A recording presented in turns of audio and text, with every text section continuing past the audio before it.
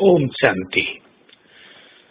हमें स्वयं भगवान पढ़ाने आए। हम गॉडली स्टूडेंट हैं और हाईएस्ट पढ़ाई पढ़ रहे हैं।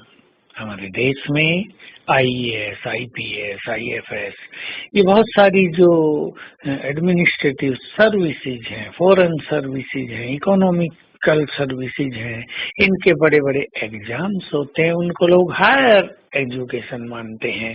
पीएचडी की तो higher education, MBA, MTech, higher education.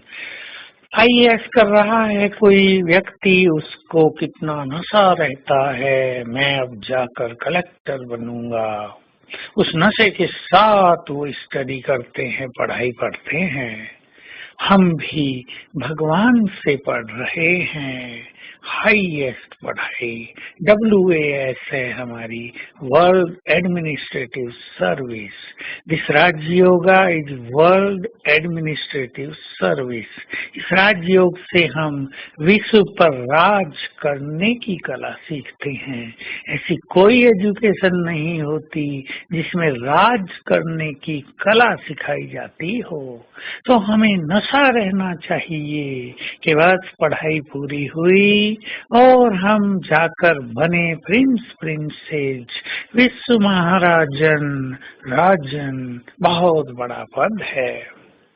ये खुशी हमें पढ़ाई के लिए चुस्त कर देती है।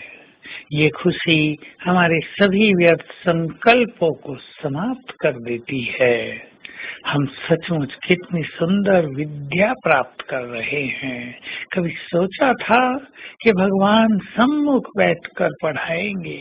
कहीं ऐसा तो नहीं कि भगवान पढ़ाते हों और हम पढ़ते ही न हों, या हम सोते हों, या पढ़ाई में हमारी रुचि न होती हो।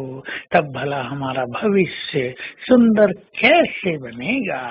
तो हम इस पढ़ाई के द्वारा अपने को पावन बनाते चलें। हमें बाबा पूज्य बना रहे हैं। जो पवित्र हैं वही पूज्य हैं। जो जितने ज्यादा पवित्र उतने ही परम पूज्य। देखिए हमारी पूज्य मूर्तियों को लोग कितना प्यार और भावना और रिगार्ड की नजर से देखते हैं। जितने हम पूज्य बनते जाएंगे, संसार की आत्माएं भी हमें बहुत प्यार और सम्मान की नजर से देखने लगेंगी। और ऐसी पूज्य आत्माओं को ही परमात्म प्यार प्राप्त होता है, क्योंकि भगवान के लिए सबसे बड़ा आकर्षण स्वच्छता और पवित्रता है। लोगों ने स्थूल में कह दिया, cleanliness is next to godliness, अर्थात परमात्मा के बाद स्वच्छता का ही स्थान है। जहाँ स्वच्छता है वहाँ भगवान है। परंतु ये स्वच्छता केवल बाहर की नहीं, बाहर की तो हम रखते ही हैं। ये स्वच्छता है मन की, ये स्वच्छता है बुद्धि की, और इसका स्वरूप है पवित्रता। कोई भी विकार न रहे, विकारी संकल्प न रहें, विकारी भावनाएं न रहें। हमारी पवित्र दृष्टि हो जाए, आत्मिक दृष्टि हो जाए। हमारे चित्त में पवित्रता के वाइब्रेशंस रहने लगे। हमारा चित्त शीतल हो जाए, कर्मेंद्रियां और अंग अंग शीतल हो जाएं। ऐसे पवित्र आत्माएं ही संपूर्ण पूज्य बनती हैं। और देखिए उनके द्वारा भक्ति में भी सबकी कितनी पालना होती रहती है। उनकी जड़ मूर्तियों के द्वारा मनोकामनाएं पूर्ण होती रहती हैं। लोगों को शांति और सफलता मिलती रहती है। कई बिगड़े काम संवरते रहते हैं, कईयों के विघ्न नष्ट होते रहते हैं। ये सब पवित्रता का प्रभाव है।